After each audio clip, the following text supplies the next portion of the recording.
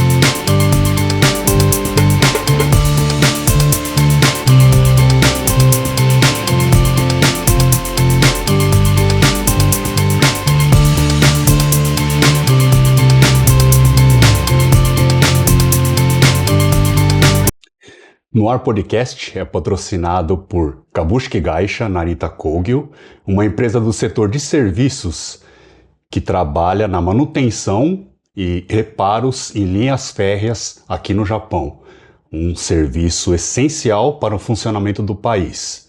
E contamos com o apoio da NPO ABC Japan, que cuida da educação de crianças, jovens e adolescentes estrangeiros que residem aqui no Japão, no ingresso do ensino médio e do ensino superior. Muito obrigado pelo patrocínio e pelo apoio. Pichi, minha primeira pergunta não seria uma pergunta, é um pedido. Priscila Koshimura, Pichi no Japão. Por favor, para quem ainda não te conhece, faz uma autoapresentação para mim e para quem estiver nos assistindo. No japonês seria o Jiko Shokai, né? Por favor. O clássico de Koshokai. Hajimemashite. Bom, muito prazer. Eu sou a Pichi. Meu nome é Priscila, mas muita gente me chama de Pichi. Isso desde criança. Acabou ficando, então, Pichi Koshimura. Pichi P-I-T-I, mas aí tiveram várias variações desse apelido. Então, o Pichi, que é o pêssego em inglês, acabou ficando também como um dos meus apelidos. Então, o blog e minhas plataformas de comunicação se chamam Pichi no Japão, né? O Pichi do pêssego em inglês. Eu produzo conteúdo sobre o Japão, moro em Tóquio já faz quase 7 anos. Já tive várias idas e vindas aqui, né? Tive outras experiências antes de me mudar efetivamente. E a minha ideia é falar de um Japão com base nas minhas experiências, nas minhas pesquisas, sempre com a ideia de tentar desmistificar o Japão, cultura japonesa, porque eu acho que o Japão, principalmente antigamente, eu acho que mais recentemente a gente vem ganhando uma força nesse sentido dessa pluralidade, né, no jeito que o Japão é comunicado para as pessoas, mas na época que eu comecei o blog, né, desde a primeira vez que eu estive aqui, na época era muito comum as pessoas retratarem o Japão de uma forma bastante estereotipada, o Japão estranho, o Japão bizarro, aquele Japão esquisito demais, e isso me incomodava bastante. Então, a minha ideia sempre foi de produzir um conteúdo embasado, né? Se é diferente, por que a cultura é diferente, né? O que está por trás disso? Então, hoje eu trabalho com produção de conteúdo para as minhas redes e também para outros veículos e mídias. E também tem uma plataforma de cursos, né, que você comentou, a Momonoki, que é uma plataforma de cursos sobre o Japão, que eu convido especialistas de áreas diferentes para também dar uma visão mais abrangente de Japão. São cursos livres que qualquer um pode participar, seja sobre sociedade, sobre cultura, história, arte. Então, acho que também os cursos são um caminho para a gente tentar discutir melhor, né, como que o Japão ou cultura japonesa são mostrados para o público. E, além disso, tem uma outra frente também, uma terceira frente, que é a parte de turismo. Então, também sou consultora de turismo, eu trabalho nessa assessoria para que os turistas, os viajantes possam ter uma experiência mais pessoal, mais próxima do Japão e acabo atendendo muita gente que tem interesses alinhados ali, que vai, né, de encontro, então, com arte, arquitetura, e basicamente é isso. Então, são essas três frentes, né, conteúdo, os cursos e turismo, mas sempre tentando falar de um Japão mais próximo e desmistificado na medida do possível. Entendi. Em Pete, essa de Pete, pêssego, então não tem uma explicação. Seria assim, veio de criança, mas não tem uma explicação. Essa relação com a fruta e tal. Com a fruta. Momo-chan. Pois é, com a fruta não tem exatamente. Começou de Priscila, virou Pete. Porque, bom, uma das versões ali do meu apelido, né, de como surgiu o Pete, P-I-T-I, né, Sim. foi que o meu pai me chamava de Pitirica quando eu era criança. Okay. Então, talvez de Priscila, Pitirica, aí ficou Pete, né, a forma mais curtinha. E aí de Pete vem Pitinha, Pituca, Pituquinha e, né, vários outros derivados. Aí nisso surgiu o Pete de pêssego, mas a relação com a fruta acabou vindo depois, né, que aí todo mundo vê coisa de pêssego, me manda, olha, tá tendo, agora é época de pêssego, olha, agora tá com, na cafeteria tal, tem a bebida de pêssego, eles me mandam, então isso acabou ficando uma piada, né, divertido também. Que legal. Pete, e qual a sua formação acadêmica? Você é arquiteta? Muita gente me perguntou se você é arquiteta. Muita gente me pergunta se eu sou arquiteta, e eu não sou arquiteta, e também não sou jornalista. Muita gente pergunta se eu tenho formação em jornalismo. Okay. Tô na área ali, eu fiz comunicação, mas com foco mais em propaganda e marketing. Okay. Então eu estudei, fiz comunicação, e depois eu também fiz uma pós, um programa de uma pós fora do Brasil em estudos culturais. Então, que também vai se alinhando aí ao trabalho que eu venho fazendo. Ok. Pete, recentemente eu vi um post seu, me chamou bastante atenção. Não sei qual foi o evento, se foi o Expo Osaka, algum evento que você foi fazer o seu credenciamento, né? E as pessoas estavam lá como assessores de imprensa e tal, e você se credenciou como produtora de conteúdo, e você sentiu que a pessoa que te atendeu ficou meio... tipo, deu aquela virada de nariz, né? Deu aquela, como fala, aquela esnobada em você, né? O que você tem a falar sobre isso? E você se considera uma influencer? Porque eu sei que esse nome às vezes soa como pejorativo, né? E o que você tem a falar sobre isso, por favor? Sim, isso é muito interessante. Aqui no Japão já tiveram algumas ocasiões em que eu me apresentei num Press Day, né, que seria um evento voltado mais à imprensa, para apresentar algum tipo de lugar, uma abertura de exposição, um espaço novo. Então, vira e mexe, eu recebo esses convites, ou eu me informo, eu percebo que vai acontecer tal coisa, vão abrir tal exposição, e aí eu faço esse cadastramento. E já aconteceu algumas vezes em museu, abertura de museu, também teve uma feira que eu fui cobrir,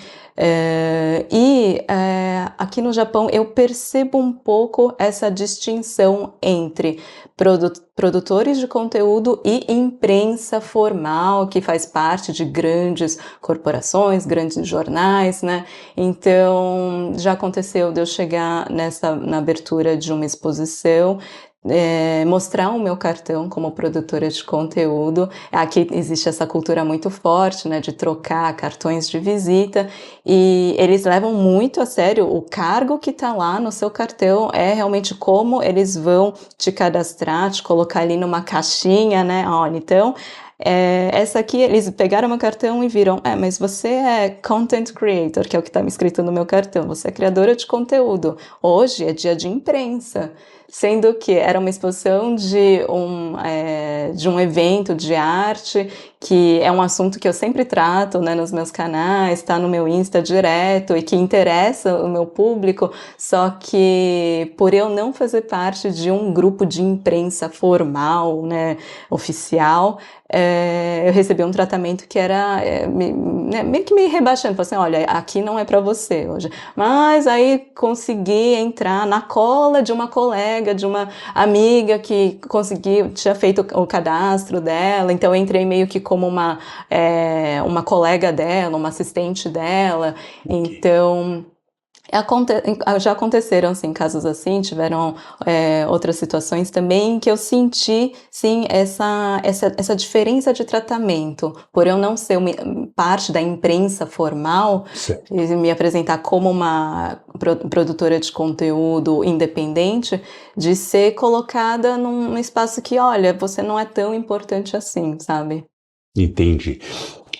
Na verdade, Pete, eu respeito todo o conteúdo que tem na internet. Eu acho que o entretenimento também é válido para muitas pessoas, mas o seu conteúdo, ele é bem cultural e é necessário. Né, minha opinião, não importa se você tem um cargo no jornalismo, qualquer, né, como você falou, um cargo mais formal, né?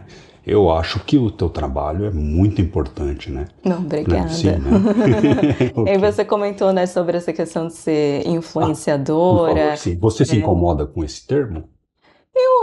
Eu acho natural quando as pessoas me colocam nessa categoria, me chamam de influenciadora, porque, querendo ou não, eu acho que todo mundo que está ali se expondo de alguma forma, falando seja lá o que for, falando, né, o que defende, falando dos seus gostos, falando de um livro, falando de um filme que assistiu, enfim, todo mundo acaba tendo, né, essa posição de influenciar outras pessoas, né? Sim. Você tá lá no Instagram, você tá no TikTok, você tá no YouTube, falando de qualquer assunto que seja, acho que é natural e talvez isso vai, claro que quanto maior a pessoa é, mais, né, mais audiência, né, ela conquiste, eu acho que o poder que se tem, né, vai aumentando naturalmente. Eu acho natural as pessoas me chamarem de influenciadora, só que realmente fica essa questão também, porque aí, como todo mundo é influenciador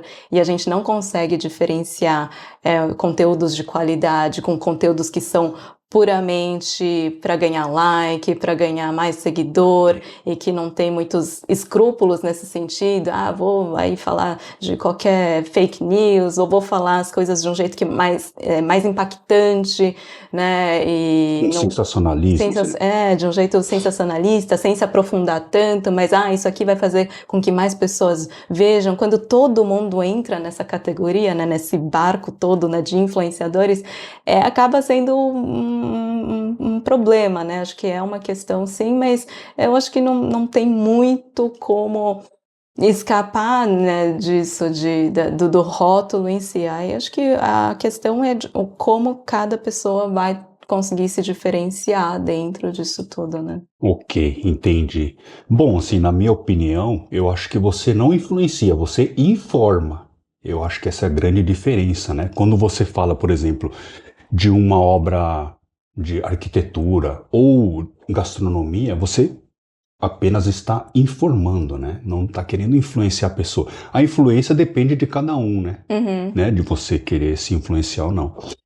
Pete, primeira vez que você veio para o Japão foi em 2013, né? Isso.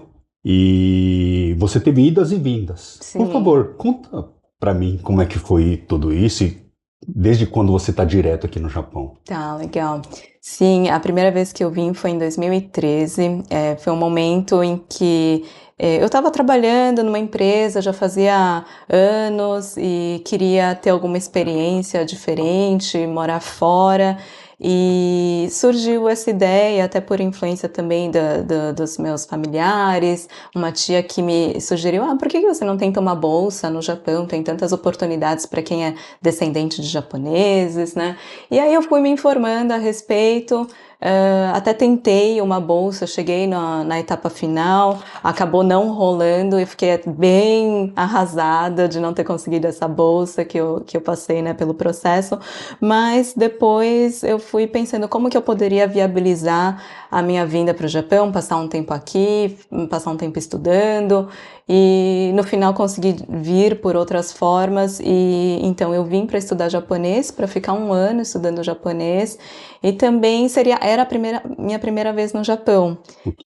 Já vim para ficar um ano e tirar esse tempo, né, que o pessoal fala do ano sabático, né, queria tirar realmente um tempo, porque eu vi que eu estava meio que estagnada no que eu estava fazendo, queria ter outras experiências, então foi um momento muito positivo, muito produtivo para mim. Foi um ano em que eu virei estudante, conheci uma galera muito mais nova do que eu na época, e estava muito aberta a experiências, assim, vamos escalar o Monte Fuji? Tá bom, vamos.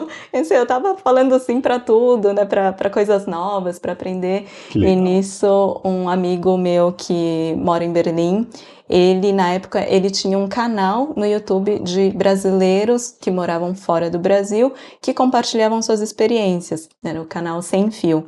E aí ele me convidou, Pete, você não quer participar do canal, fazer vídeos sobre sua vida em Tóquio?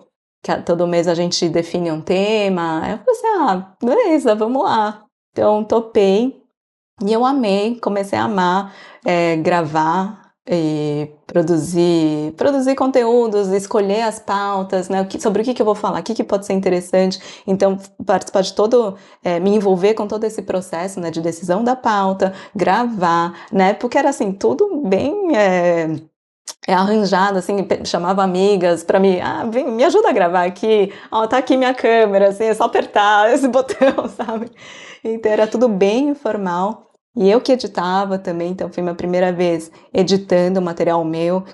Claro que na faculdade eu cheguei a ver alguma coisa, assim, nesse sentido, mas foi uma experiência mais mão na massa mesmo, e eu comecei a adorar produzir conteúdo, fazer os vídeos, fazer entrevistas, né, pensar no que pode ser interessante, né, divulgar. Então, foi uma experiência super legal. Também comecei a escrever o blog nessa época, o Pitch no Japão, ainda num formato de diário, para contar as minhas experiências.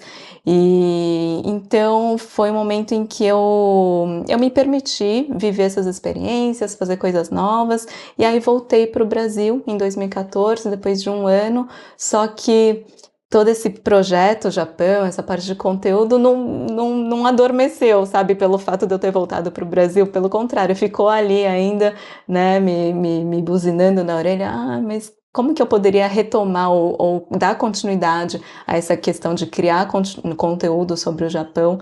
E aí, no Brasil, depois de um tempo, eu resolvi então dar sequência ao Pitch no Japão, reformular o blog, voltar a fazer os vídeos. Então, naquele momento eu não estava ainda com a ideia de voltar para morar efetivamente aqui no Japão, né? Eu estava pensando em, vou passar assim alguns meses, depois volto para o Brasil, depois passo mais alguns meses no Japão, volto.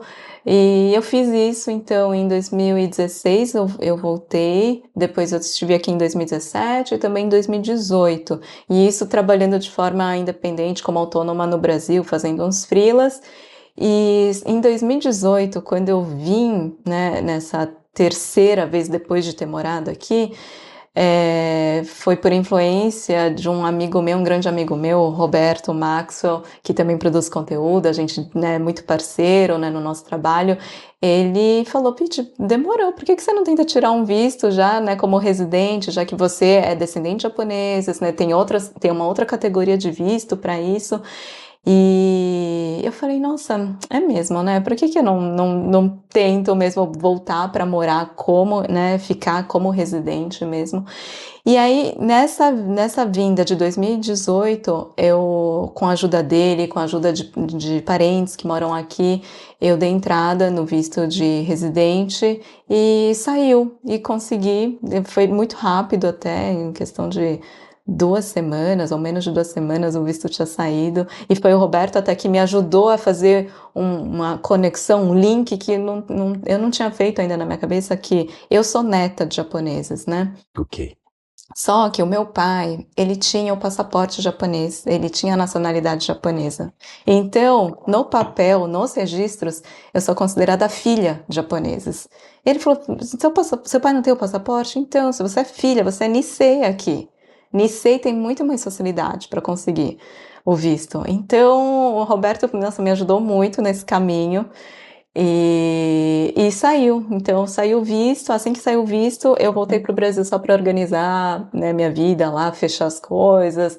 E aí eu vim no início de 2019 para cá. Então, desde então, eu tô aqui direto. Direto. Uhum. Então, na verdade, desde a primeira vez que você veio, se apaixonou pelo Japão, na verdade, né? Sim. Sim, foi uma questão essa paixão, esse interesse pelo Japão, tanta coisa interessante, né, para a gente ver, vivenciar por aqui, e também teve um lado de descoberta pessoal, de entender mais a cultura da minha família, de entender mais a minha criação. Foi interessante ter vindo para o Japão para poder entender mais, por exemplo, a mentalidade dos meus pais. Por que que eu fui criada dessa forma? Esse cuidado tão grande que se tem com os outros. Ai, cuidado para fazer tal coisa. Não, entra na casa de alguém, mas olha, você tem, né, segue tal formalidade, né? Tem toda a cerimônia. Isso no Brasil, tem certas situações que a gente, ai, mas relaxa, sabe? Sim, sim. Mas aí eu vim para cá e eu entendi muito mais as bases da minha criação, da minha educação quando eu estive aqui. E entendi bastante, aprendi bastante também por meio do idioma. Então, estudar japonês para mim foi começar, né, esse contato inicial estudando japonês foi muito importante, eu acho. Ok, que legal. E, Pete, você sempre morou aqui em Tóquio, né? E sempre você morou aqui pela região de Tóquio, né? Na verdade, né? Sempre. O que mais te encanta e te fascina aqui nessa cidade? Uma coisa que eu gosto muito é a questão do deslocamento, do transporte, dessa facilidade que a gente tem de ir e vir, e não só contar com, né, toda a malha ferroviária, trem, metrô, mas também a segurança. A gente tem a segurança para poder se deslocar, para poder ir para lá e para cá, e saber que em todo lugar tem alguma coisa interessante para ver, para fazer, para conhecer. Então, as possibilidades em Tóquio são inesgotáveis. Inesgotáveis. Meu mapa, né, tá cheio de bandeirinha ali para quero ir, quero ir, quero ir.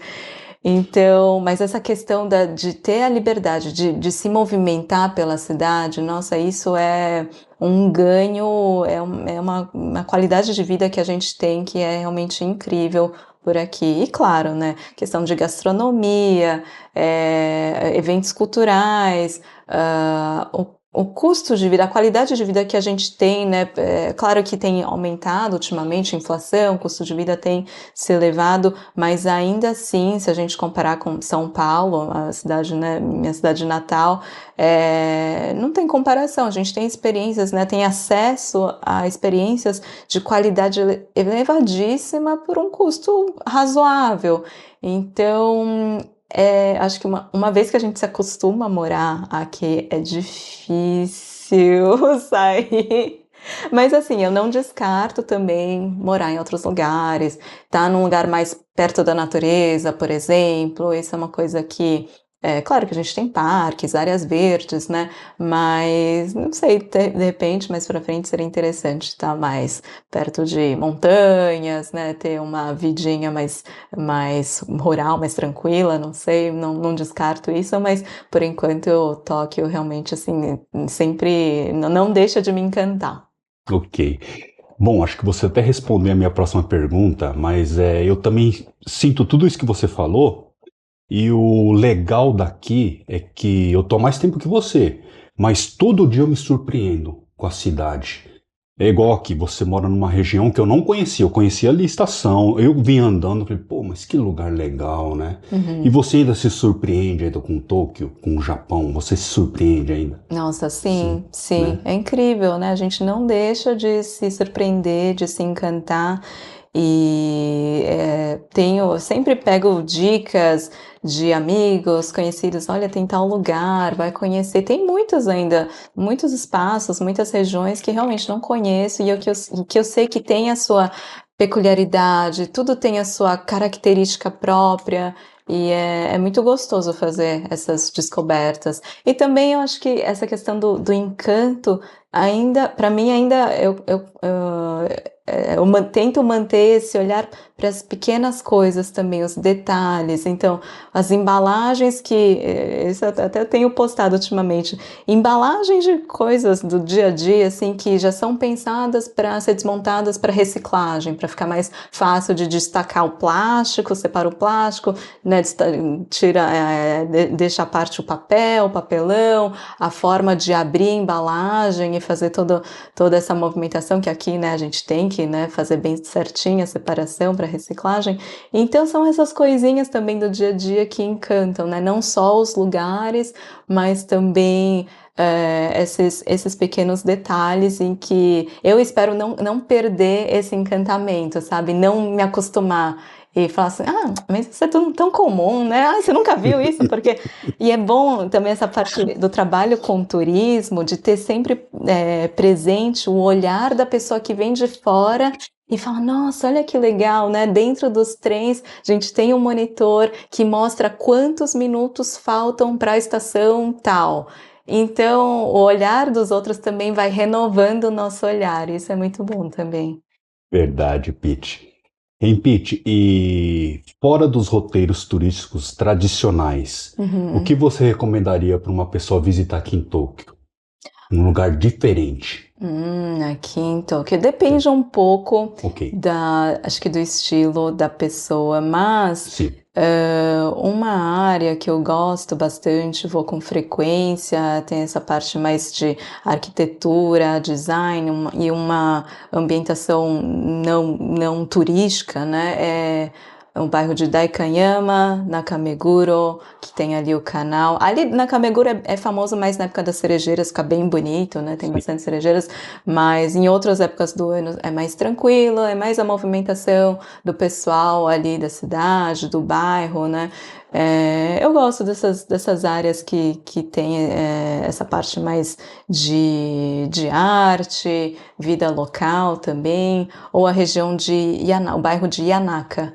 Yanaka também é um bairro mais ao norte, é um bairro que ainda tem construções que não foram atingidas pelas bombas na época da Segunda Guerra, então é uma área mais antiga de Tóquio, preservada, que também não está ali num roteiro mais comum, mais padrão, então tem muitos templos, tem ali uma movimentação local Um comércio. tem o comércio local, a vidinha local, e é muito legal ver o quanto a comunidade ali se esforça para preservar essas estruturas locais e da gente andar pela rua principal de comércio e não ver um Starbucks, por exemplo, porque eles têm esse esforço mesmo de manter o que é local e de dar prioridade, né, para essa vidinha ali do bairro. Então isso é muito legal também, é uma área que eu gosto bastante. Ok.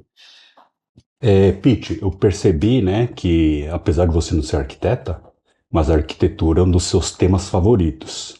Tem um post teu que você falou com tanto entusiasmo e emoção que me contagiou. Eu falei, não, eu preciso ir nesse lugar, que é o 2121, o design site Ah, de Roppongi. sim.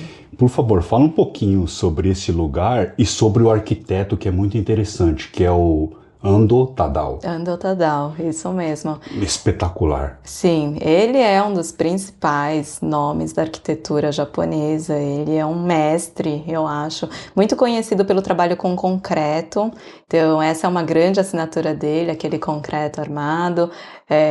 Sem acabamento. Sem acabamento. A gente vê aqueles buraquinhos, né, do molde, né, onde é produzido esse concreto, é bem a marca registrada dele. E por mais que ele use o concreto, ele também está muito atento à natureza, ao entorno. Então ele tenta achar esse equilíbrio para que a arquitetura não seja meramente a construção em si, né, o edifício em si. Ele sempre está muito atento em como as pessoas vão poder dialogar tanto com a obra, mas também com o entorno, com o que está ao redor. Então, o 2121, ele é um museu dedicado ao design e ele tem uma característica muito interessante, que é também uma característica do arquiteto, que é de enterrar os seus projetos, as construções. Então, quando a gente está chegando ali, tem um parque, né, ao redor do museu, a gente está chegando, a gente vê ali essa construção, mas o que a gente vê é só a parte do térreo, não é uma construção grande, alta, é só a parte do térreo, e onde fica a lojinha, a recepção, e o museu mesmo, a área do museu é subterrâneo. Está embaixo da terra, então a gente tem que descer ali um andar para explorar toda a área de exposição, e por mais que seja subterrâneo, a gente pensa, vai ser um lugar escuro. Não, ele faz um jeito em que ele permite com que a luz entre pelos recortes ali da estrutura do prédio. Então ele busca essa iluminação natural, por mais que o projeto seja subterrâneo. Então eu acho que é muito interessante, e aqui em Tóquio, para mim, é a obra do Ando Tadao mais interessante que tem, então recomendo também. Nossa, sua explicação é fantástica, aquele post. Em Pete, e que outro lugar você recomendaria para quem aprecia arquitetura? O meu lugar favorito de Tóquio, ele fica bem fora da rota turística, mas é um projeto interessantíssimo, se chama Catedral de Santa Maria, St. Mary's Cathedral. É uma catedral mesmo, que é a sede da Igreja Católica aqui, é a arquidiocese da Igreja Católica aqui em Tóquio, e ela foi projetada pelo Kenzo Tange Kenzo. O Tange, ele foi o primeiro arquiteto japonês a ser laureado com o prêmio Pritzker, que é assim, o Nobel da arquitetura, né, o prêmio mais importante da arquitetura. Então o Tange fez essa catedral, e ele também trabalha com concreto, mas por fora são umas placas de aço, assim, então a gente vê a luz do sol refletindo nessas placas. Ele tem um formato bem diferente, e é muito diferente da imagem que a gente tem de uma catedral europeia ou mesmo no Brasil. Então o Tange busca assim, quebrar um pouco as referências, né, mais convencionais, e quando a gente entra, a gente vai ver, se a gente olhar para o teto, tem uma espécie de clarabóia que forma uma cruz. Então, o projeto visto de cima, se a gente pega, né, dá um Google ali para ver as imagens vistas de cima dessa catedral, a gente vai ver uma cruz. É muito bonito, e assim, a experiência de entrar, de ver por fora já é interessante, mas entrar nesse espaço que é todo de concreto, mas que ainda assim também tem essa interferência da luz de fora, é muito especial, é muito bonito. Eu fiquei louco para esse lugar que eu não conheço também. Vai Pô, sim. que legal.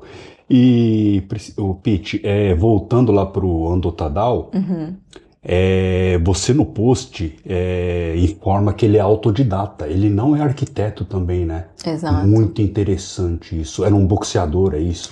O Ando Tadao, ele tem uma vida muito peculiar, uma trajetória muito peculiar. Ele vem de uma origem mais humilde, não tinha dinheiro da família para custear seus estudos, então ele é um arquiteto autodidata. Ele ia pegando livro emprestado, ele frequentava muito uma livraria, e como ele não tinha dinheiro para comprar os livros que ele queria, ele ia lá todo dia, dava uma estudada no livro, ou às vezes ele juntava um dinheiro que seria até para se alimentar, para poder comprar livro, para poder estudar mais. Então ele foi um cara assim, muito batalhador, para poder, né, se educar, se formar.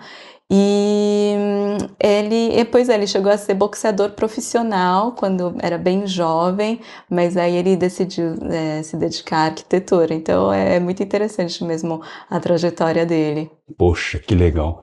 E, Pete, você gosta também de arquitetura antiga ou não? Só arquitetura moderna e contemporânea também? Gosto também, sim, Sim, sim. sim. Eu acho que tem a ver.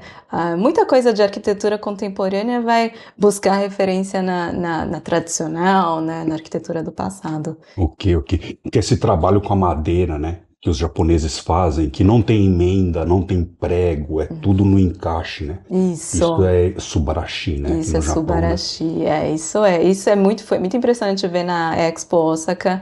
Você chegou aí? Não, não cheguei aí. Então, ali a principal obra era esse ring, né, o anel, feito inteiro de madeira, mas assim, uma dimensão, uma escala absurda, era muito grande, muito alto, e feito por um arquiteto, o Sou Fujimoto, né, Fujimoto Sou.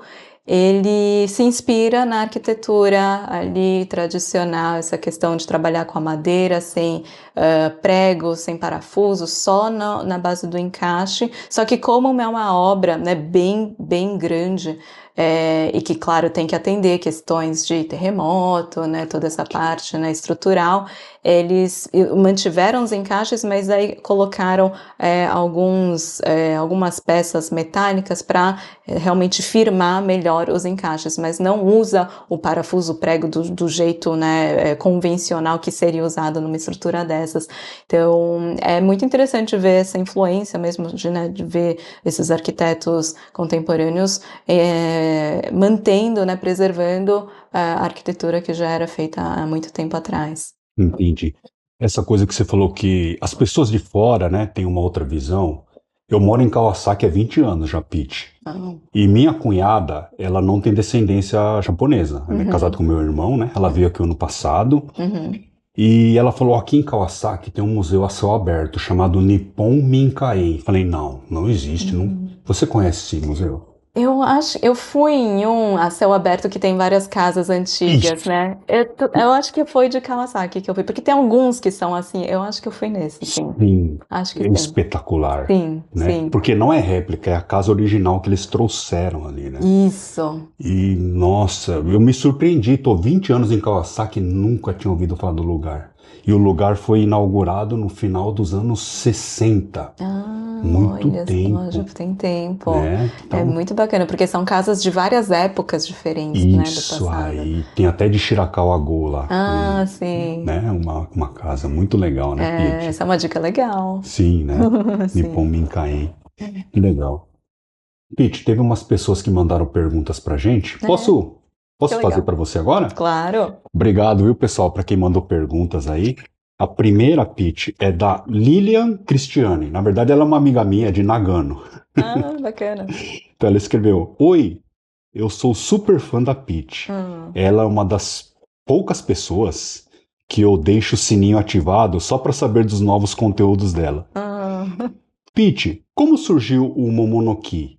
A inspiração para o nome, bom, você já falou, mas, né, quiser complementar. E onde é o seu lar? Que difícil. Momonoki. Momonoki essa plataforma de cursos sobre o Japão surgiu durante a pandemia. Foi um projeto que surgiu ali em 2020, no meio da pandemia, porque era uma forma da gente tentar conectar professores, especialistas. Eu acabei conhecendo muita gente que estuda sobre o Japão, né, ao longo desses anos, criando conteúdo. Comecei a ter contato com acadêmicos, especialistas, e aí no meio da pandemia, quando eu tive todos os meus trabalhos suspensos, né, principalmente ali com turismo, eu me vi assim, o que eu vou fazer? Tô aqui sem nada. Eu resolvi, primeiro, antes de fundar a Momonoki, eu resolvi criar um curso sobre o Japão, sobre cultura japonesa, que era, na verdade, um desenvolvimento de um serviço que eu já oferecia para turistas. Eu oferecia, dentro da consultoria, 2 aulas sobre o Japão, sobre cultura, para preparar as pessoas, né, antes delas virem para cá. Então, falar um pouco sobre o shintoísmo, sobre a história, o budismo, estética, enfim. Então, eu já tinha esse serviço que era voltado a turistas. Aí, durante a pandemia, foi até por conta de um contato, uma troca que eu tinha com uma pessoa que me segue. Ela perguntou: Pete, você tem algum curso, mas para quem mora aqui mesmo, você desenvolveria alguma coisa assim? Eu falei, eu tenho um material já, mas eu até posso pensar em adaptar. Então, foi muito interessante que foi a partir, né, desse contato com essa seguidora, uma pessoa super querida, ela me trouxe essa ideia. Eu falei assim, então eu vou adaptar essa consultoria, né, que era só para turistas, por que não deixar aberto para, né, pessoas interessadas em geral? Então eu passei a oferecer, que era um mini curso chamado Preparo do Olhar. E eu comecei a oferecer ali informalmente no Instagram, olha pessoal, vou abrir uma turma aqui. Então eu tive mais de 10 turmas do Preparo do Olhar ali nesses primeiros meses de pandemia, e chegou um momento que eu pensei, por que eu não tento mediar outros cursos, né? Chamar professores, chamar pessoas com, né, conhecimentos diferentes do meu, para poder também ter essa troca, né? Poder fazer essa ponte entre pessoas que têm interesse no Japão e pessoas que conhecem e pesquisam sobre o Japão. Então aí nisso surgiu a Momonoki. Então convidei ali vários professores, pessoas que já tinham contato na época, montei ali uma grade, uma programação, e o nome Momonoki, que para quem não sabe é pessegueiro, né? Árvore de pêssego, né? Momonoki.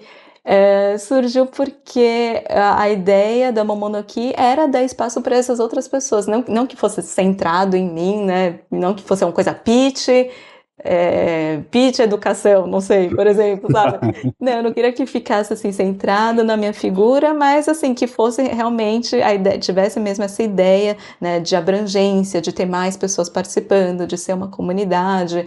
Então a ideia da árvore me pareceu bem interessante. Florescer e dar frutos. Exato, Então foi assim. E sobre a outra pergunta, no lar, sobre a questão do lar, hoje, eu acho que assim, hoje eu diria, Japão é onde eu tenho construído a minha carreira, trabalho, laços afetivos, onde eu moro e onde eu me sinto em casa, mas não que eu não me sinta em casa no Brasil, mas é só a questão, assim, pensando numa questão mais prática mesmo, né, de onde é o meu lar agora, eu diria Japão.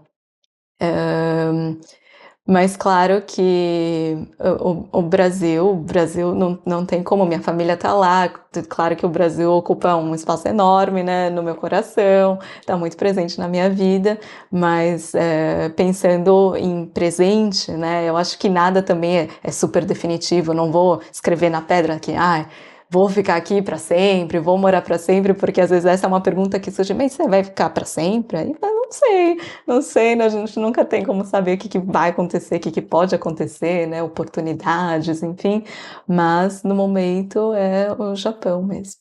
É verdade, a vida é muito dinâmica, né? Sim. Pete, desde a primeira vez que você veio, né? 2013 até hoje, são mais de 10 anos. Você sentiu diferença no comportamento das pessoas aqui, nos japoneses, tanto para humor como para essas perspectivas de futuro? O que você sente em relação a isso? Eu não sei, nessa questão sobre perspectiva para o futuro, é engraçado, eu estava comentando isso com um amigo meu japonês que mora no Brasil e que esteve aqui recentemente, e que ele estava comentando sobre a atitude ou a postura dos jovens japoneses hoje, de quão diferente de como é diferente da época dele, que Bom, ele vivenciou ali a juventude, eu acredito que nos anos 80, 90, que era realmente um outro espírito, eu imagino, mas o que a gente vê, o que eu sinto hoje, talvez até por uma questão de falta de esperança ou falta de perspectiva para um cenário econômico que não está fácil para gerações mais novas, de pessoas que talvez não veem possibilidades além da vidinha aqui mais contida. Uma coisa que ele levantou, esse meu amigo levantou, por exemplo, que deixou ele bastante surpreso, é que tem um percentual muito baixo da população japonesa que tem passaporte. Tem muita gente que não liga, que não pensa em sair do Japão e viajar. Teria que confirmar isso depois, mas acho que o que ele me passou foi algo em torno de 17, 18%. Não sabia, eu pensei que era mais alto.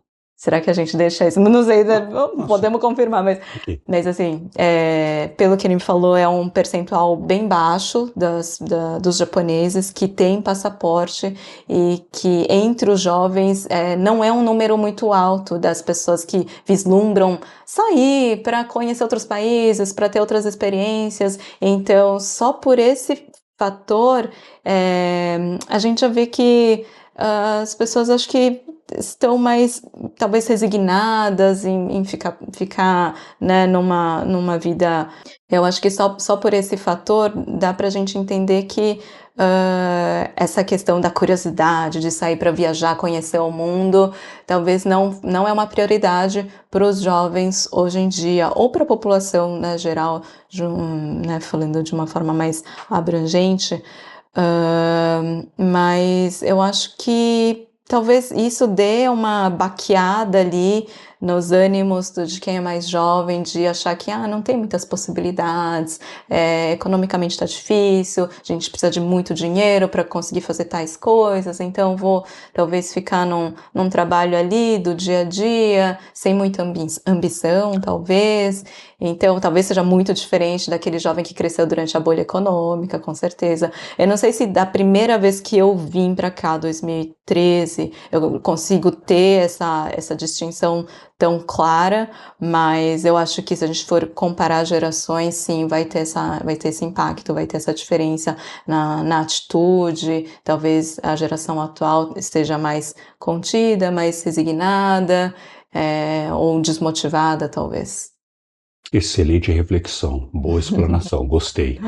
Mas vamos conferir depois esse dado do passaporte. Eu acho que ele falou 17, 18%, que é abaixo até da Coreia do Sul. Ele comentou que acho que era uma coisa em torno de 34%.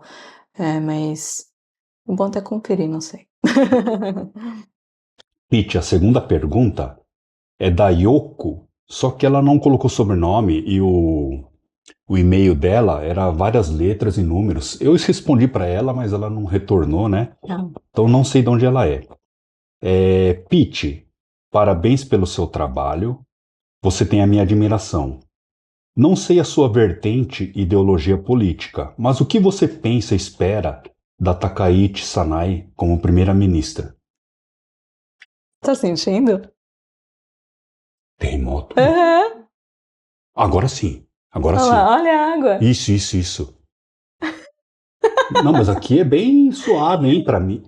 Agora dá pra sentir, ó. Tá longo, né? Mas o amortecimento aqui é bom. É. Olha, longo esse. Ontem eu senti também. Vou colocar como... Falou da Takaichi, falou de política, deu até uma tremida aqui. Eu vou deixar, não vou cortar essa parte não, eu vou deixar, pode? Pode? Tá Pode. bom. Bom, Takaichi Sanai.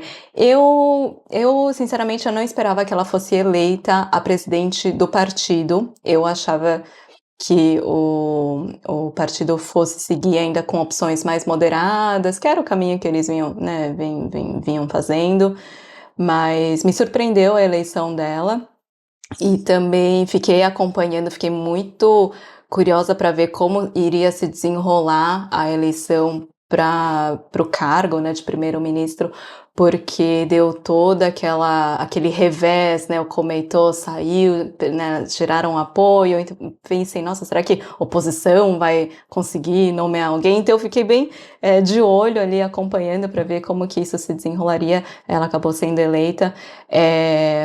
Eu acho que tem muita gente que primeiro, por um lado, comemora por ela ser mulher e que talvez seja um passo à frente do Japão. Nossa, finalmente a gente tem uma mulher no cargo, mas talvez por outro é interessante também, importante saber o que ela defende, né, antes da gente falar, nossa, é uma mulher que vai abrir o caminho para todas as mulheres, mas a gente sabe que ela tem posições bastante conservadoras nisso, né, e também por outro, eu acho que por mais que, claro, eu defendo ali uma maior participação de mulheres, seja na política, seja no mercado de uma forma geral. O Japão ainda é um país que está bem abaixo ali quando a gente fala, né, de equidade de gênero. Eu gostaria de ver mais, né, as mulheres ali participando ativamente, mas eu não quero jogar e entendendo, né, que a posição da Takaichi é mais conservadora. Quero ver a participação das mulheres ali sendo representadas com mais força, né? Tomara que ela consiga levar o país, né, para um caminho de crescimento, de maior participação das mulheres, eu não sei, talvez isso não esteja na agenda dela. Eu, assim, desejo o melhor, claro, né? Acho que é importante a gente não também ficar rogando praga, tipo, nossa, agora que vai pro buraco, agora que o Japão não vai sair disso nunca, Vamos ver, não sei, né? Eu acho que eu tenho, acho que eu defendo uma posição um pouco mais liberal, mas o que eu quero dizer disso tudo é que acho que a gente está aqui, a gente, né, tem que fazer também esses votos, vamos ver o que vai dar, vamos ter esperança de que as coisas melhorem. Ok. Não concordo com tudo que você falou, Pete, mas eu vejo muitos estrangeiros falando, logicamente, que a gente quer um mundo globalizado, um mundo sem fronteiras. Mas essa onda de conservadorismo é no mundo inteiro, né? Então não é só o Japão que você vai, né, ter uma pessoa mais liberal, mais pensando em minorias. É muito difícil. Então é o que você falou, a gente tem que torcer para o sucesso do governo, né? E por ser uma mulher também, eu acho que é importante. Como a Koike. Eu gosto da Koike, a governadora de Tóquio, né? Tem posição firme na pandemia, ela foi na Olimpíadas, né? Sim. Né? Eu acho que é importante, sim, o papel da mulher, né? Tanto na política como na sociedade em geral. Eu acho que pode trazer para as mulheres, né, vendo uma mulher num cargo de liderança, eu acho que isso pode inspirar as mulheres de alguma forma também. Então, vamos ver, é isso. Eu acho que é torcer pelo melhor, independente da nossa posição. Eu acho que é o que temos. E eu acho que a gente tem que, assim, estimar os melhores votos, né? Porque tá todo mundo no mesmo barco, né? No fim das contas. E claro, essa questão dos movimentos mais conservadores, eu acho que é um ciclo, né? A gente vê os movimentos mais liberais também ganhando destaque, a gente aí depois, como consequência, vê os conservadores tomando a rédea, não, a gente não quer isso, então fica nesse ping-pong. Claro que no Japão a gente não viu tanta essa oscilação no governo em si, né, porque o partido, o PLD, ele tá ali já há muito tempo dominando, mas vamos ver, eu tô torcendo pelo melhor. Ok. Pete, e você, como mulher, como estrangeira brasileira, que dificuldades você enfrentou desde que você veio para o Japão? Olha, Edson, eu vou dizer que acho que pelo fato, principalmente, de eu ser autônoma, eu não encontro resistência ou preconceito. Eu, de verdade, eu fico muito tranquila com relação a isso, porque talvez se eu fizesse parte de uma empresa uma empresa japonesa, com uma mentalidade mais tradicional, eu entendo que ser mulher poderia ser uma questão, mas pelo fato de eu ser independente e fazer o meu trabalho, eu não enfrento esse tipo de dificuldade aqui, mas eu sei que sim, é uma realidade. Poxa, que legal, Pete, que legal. Pete, a terceira pergunta, né? Uhum. É do Luiz Silva, ele é de Hamamatsu. Bom, é uma pergunta bem legal, acho. Uhum. Qual o filme da tua vida? Ah, meu Deus, que Até eu fiquei com vontade de responder. então você responde depois. Uau, filme da minha vida, que difícil. Eu adoro cinema. Eu gosto muito de assistir, de ver as novidades ou de ver clássicos. É um universo que realmente me interessa bastante. Eu adoro cinema, adoro ficar falando sobre filme. Inclusive, quando eu gosto de um filme, eu fico pesquisando, vejo entrevista, leio e vejo entrevista com o diretor, com os atores. Eu sou assim nerd nesse sentido mesmo. Então, obrigada pela pergunta, fiquei muito feliz. Ai, mas difícil assim definir o filme da vida, mas um filme que eu vi nos últimos tempos e que me impactou muito, que eu acho que eu carrego muito, acho que a mensagem que ele tenta trazer é um filme irlandês. Eu acho que o nome no Brasil ficou a tradução do nome original, que é Os Banshees de Inisherin. Os Banshees de Inisherin Não conheço. é um filme que tem é um filme com Colin Farrell, que é um ator irlandês, e esse passa numa parte bem, numa ilha meio remota ali da Irlanda, um cenário ali na natureza, montanhas, uma vidinha local, e aí tem esse personagem central, que é interpretado pelo Colin Farrell, que ele é uma pessoa assim muito, muito de bom coração, e eu acho que ele não entende muito, assim, coisas, pontos mais complexos, mais ambiciosos de outras pessoas. É uma pessoa, assim, mais mediana, mas de bom coração, sabe? Ok. E aí ele tem um amigo ali que mora, né, na mesma ilha, e esse amigo é um cara mais velho, e é um cara que do nada fala pra ele: eu não quero mais ser seu amigo. Ai, eu assisti esse filme. Você assistiu? Assisti esse filme, assisti. Ah, Ai, tá. é um filme, então, é um choque, né, pro cara principal, assim, mas como assim? O que que eu fiz? Me fala o que que eu fiz, como que eu posso, né, melhorar? Ele fica, assim, muito, mas assim, doído ver a posição dele. A sociedade o isola. E ele vai se isolando, né, e as pessoas vão vendo ele como um inconveniente. Ah, vai aquele cara chato, encheu o saco, vem com as mesmas histórias, né, mas ele é um cara bom, assim, sabe? Só que para esse outro cara, né, esse amigo que corta relações do nada, ele fala: eu não tenho tempo mais para essas conversas, eu quero me dedicar a uma coisa que eu quero concluir enquanto eu tô vivo. Eu preciso me dedicar a esse projeto, que ele queria compor uma peça de violino. Eu acho que ele tocava violino e ele queria escrever uma composição. Então ele queria focar num projeto de vida. E para isso ele teria que cortar relações que não acrescentavam, né, em nada assim de produtivo para ele.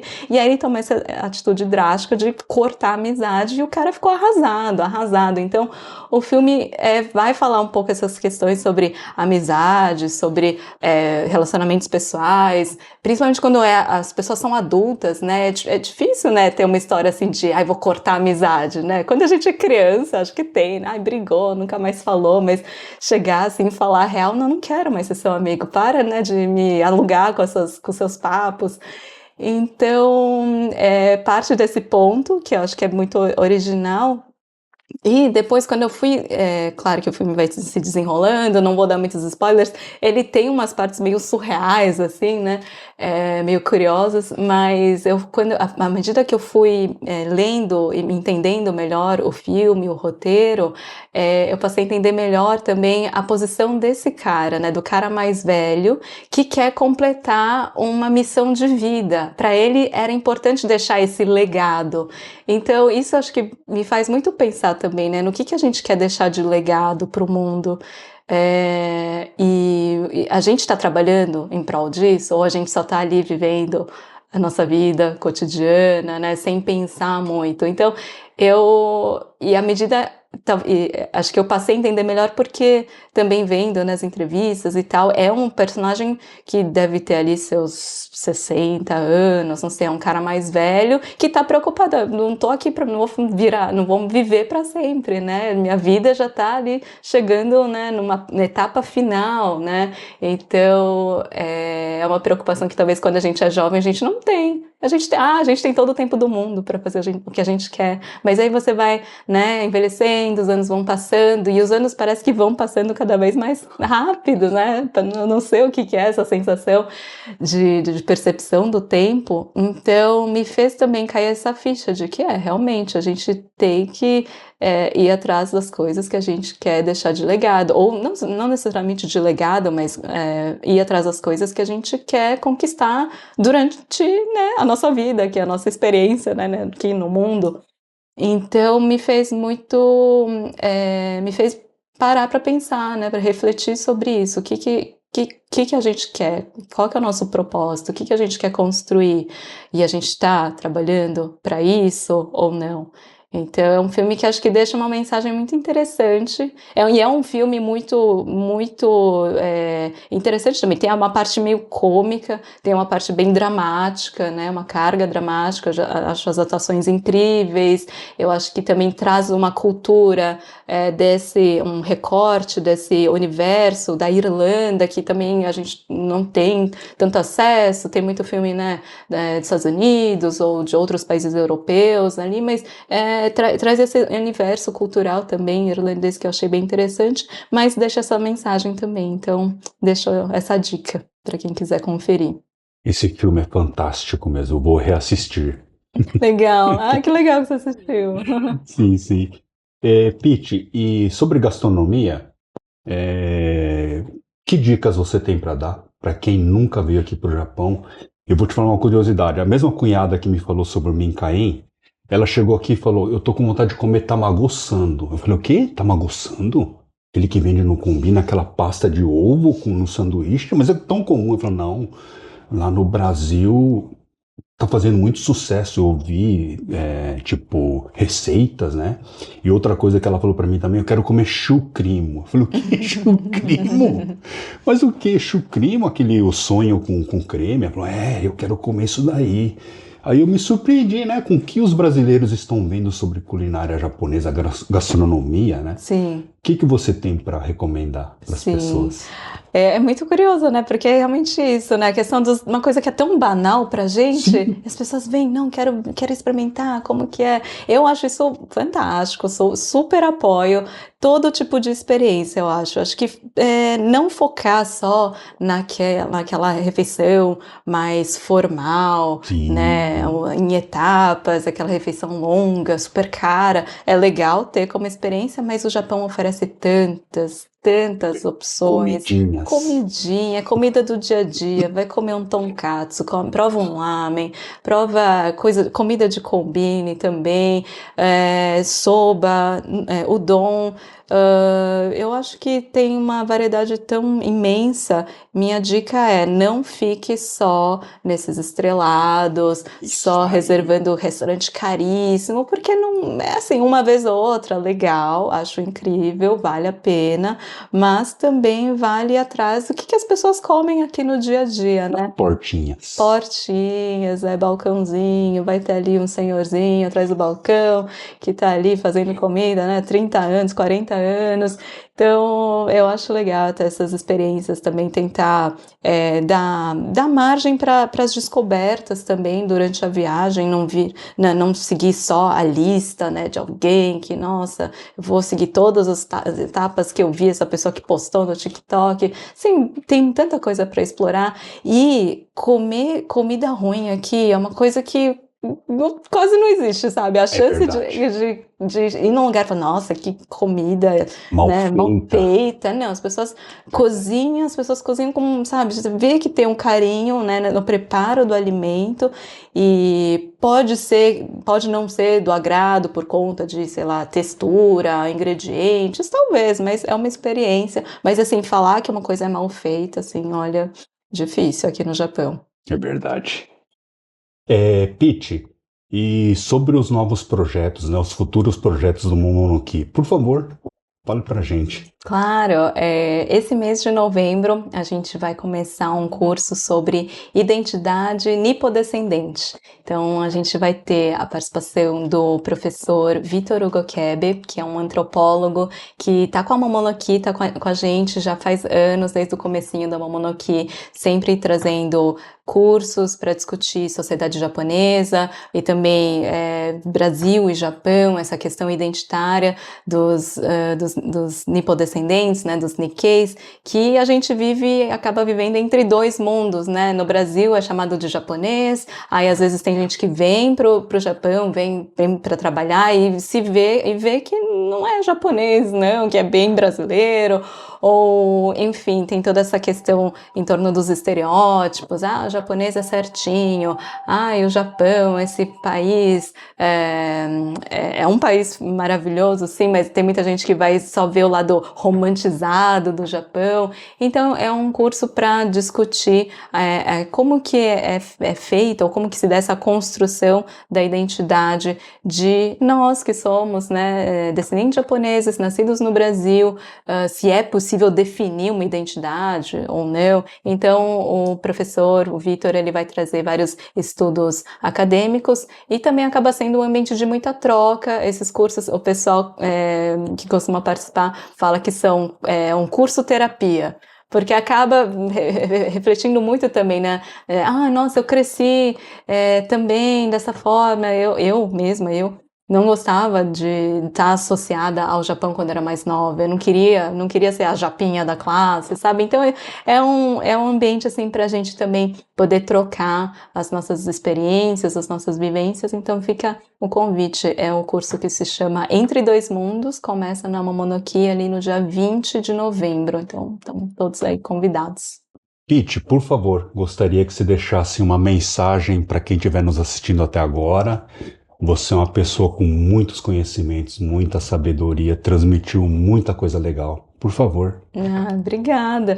Eu só queria agradecer aqui o espaço, a oportunidade. Para mim é sempre um prazer poder falar um pouco mais do meu trabalho, da minha trajetória, e eu acho que sem o apoio das pessoas, né, de pessoas que me seguem, pessoas que leem um blog, que escutam podcast e que eu sei que me cobram até hoje pela volta do podcast. Desculpa, gente, tá nos planos.